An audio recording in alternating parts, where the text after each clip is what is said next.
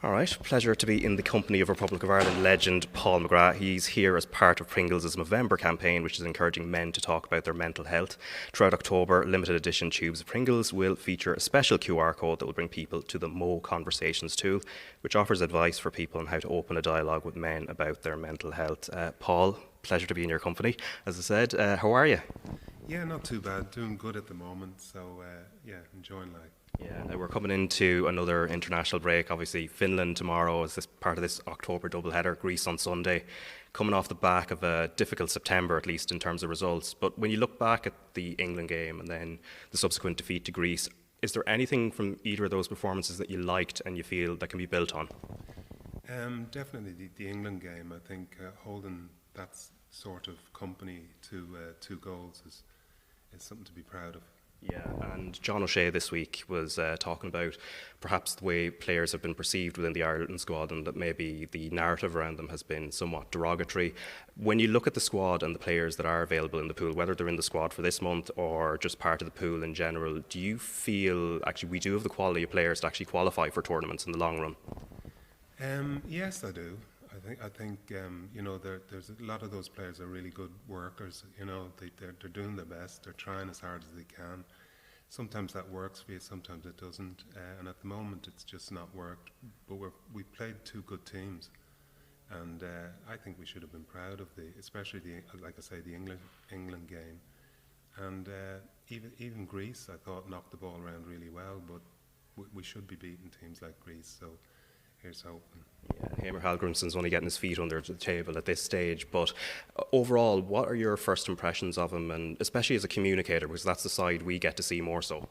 Yeah, I think he's done very well. He spoke very good after the games and stuff like that, but to let John basically take the reins a little bit is a smart idea, I think, and while he gets comfortable with knowing what the players can do and stuff like that, and he's got to concentrate to do that, so letting John do the media side of things and stuff has been good. But as I said, even when he did speak, he spoke well, so it's good. Yeah, because there was an argument, I think, from certain quarters, perhaps more of a media thing, that perhaps it was a strange decision for John to be taking some of those press conferences, especially the one directly ahead of the game against Greece. And so you're obviously of a different mind to that. I am, because I think he's wanting to know about the players. He's been brought in to know about the footballers and to assess what they can do on a football pitch. So to be distracted by having to go on and explain things to interviewers after games and stuff like that isn't really a good thing for him to be concentrating on when he's getting to know the players. So, yeah, I think he's doing the right thing. Yeah, because he has said himself, of course, he doesn't know the players, and that's obviously natural given his past experiences. Jack Charlton, when he took over way back, and I remember doing a piece about 4 years ago, just earlier in the pandemic, talking to some of your former teammates about the Iceland triangular tournament. I don't know if you remember, I know you scored in it a couple of games in '86. He used that as a means to sort of get a bit of shape on the squad before the Euro '88 qualifiers. Heimir hasn't had that benefit of having, even having friendlies beforehand, because John O'Shea was taking those and he's appointed in July. How difficult do you feel it is for him, given the lack of time, especially in the build-up to next year's World Cup qualifiers? Yeah, I think it's going to be very difficult, or is very difficult for him. Definitely you need to get to know the footballers. You need to watch them. You need to just to get to know how good they are, the whole squad, not just the 11 he puts on the pitch.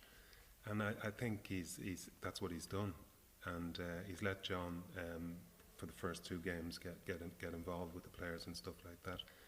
And I think he's definitely done the right thing by taking a step back and just viewing it from where he felt comfortable.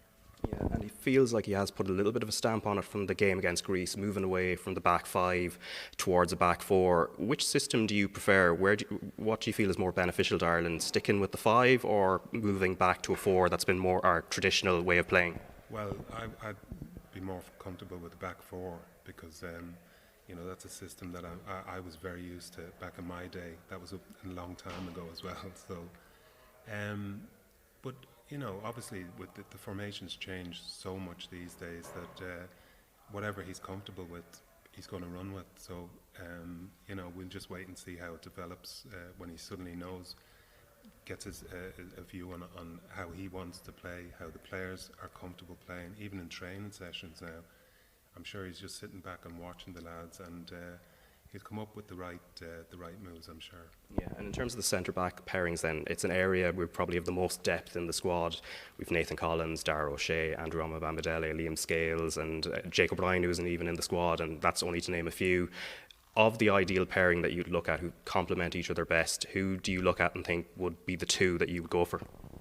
I'd be the last person to ask on centre halves and stuff like that. No, because I mean, we've so many good centre halves.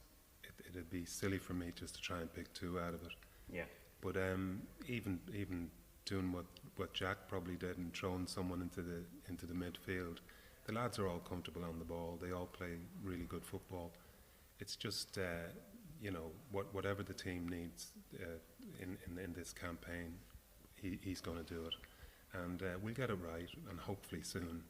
Yeah, and because I did want to bring up the midfield thing, because of course you had the experience. Of course, you know, you're one of the great centre backs that Ireland have ever had, and we might chat about your role with Aston Villa as well, because again, I think you're still held and revered over there in terms of what you did in their back four. But in regards to your experiences in midfield then for Ireland, how difficult did you find it, especially in terms of like the spatial awareness side of it? Was it something you eased into easily, or was it something you had to work on a little bit? No, I think I moved in there quite easily, because it was it's a role I played for Villa as well. Sometimes if one of the lads got injured and stuff like that, I used to get put in there, and I actually quite enjoyed it really, because I was just going to win the ball back and give it to one of our lads, who the actual footballers who can play in that position. So it wasn't a problem. And I grew to enjoy it, because I was kept in the Villa midfield for quite some time. But then I was put back with the three centre halves. I think we changed to a three centre half things at one stage, which was even better for me, because then I'd had the experience of being in midfield, and it was a lot easier then for me to just relax so much more as a midfielder. But we had great midfielders back then at Aston Villa, so I just used to try and win the ball back as a centre half, in midfield, and then give it to the actual really good midfield players that we had. Yeah, and did it come naturally, the thing of whether you kind of defend space or you press up on an opposition midfielder? How did you find that in comparison to playing centre back? Yeah, that took a bit of getting used to be honest, and so you had to learn the right times to move and go and stuff like that. But it was a great experience for a centre half to go into midfield and be able to, you know, go full throttle at someone, knowing that you had to kind of win the ball, because if you didn't, the whole team seemed a little bit out of balance and stuff like that. So you had to pick and choose your moments to go, and I think that makes you a better centre half when you go back then to being a centre half. You understand that you can't just go full throttle at someone, because they can easily. There's such good players in the Premiership at that stage that you can easily get sidestepped, and you're all at sea really, to be honest. Yeah, and domestically, of course, the League of Ireland, at least in terms of what's happening on the pitch, it's been thriving. It's a great season. How closely do you watch it? Obviously, with your own connections from having started your career here. Yeah, no, I love watching League of Ireland as well. I watch too much football now, I have to say that, but I genuinely love the game. So, and I love watching all sorts of games. So I watch Shelbourne, which is Damien Duff. I love watching them. I love watching St. Pat's, of course, and I love watching Shamrock Rovers as well. So you know, any games that I can get to, I love being at them like that. But I actually do enjoy the standard of the League of Ireland as well. It's rising.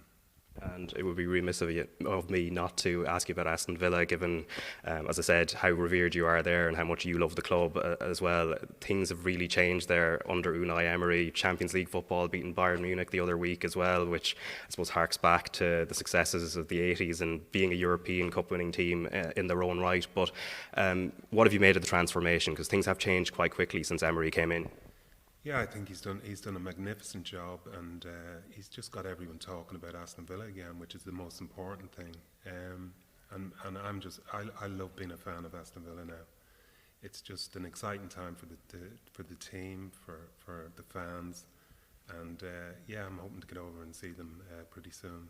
And yeah, love supporting them. Yeah. When was the last time you were over, and how much has the atmosphere changed from? I remember, like, you were quite, frustrated. Like, there was a time when Remy Gard was manager, for example, and it was a dark time for the club. Eventually, there was relegation and difficult periods. How much has things changed atmosphere-wise in Birmingham since the rise up the league?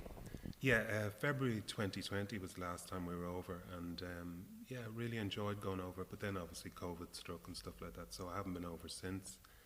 But I think we're going over it within the next 2 months or something to watch a game, because yeah, I do love the place, but obviously COVID took a little bit of that away.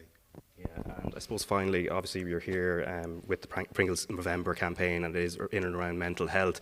How encouraged are you by the way the conversation around mental health has changed over recent years, particularly since your own playing days?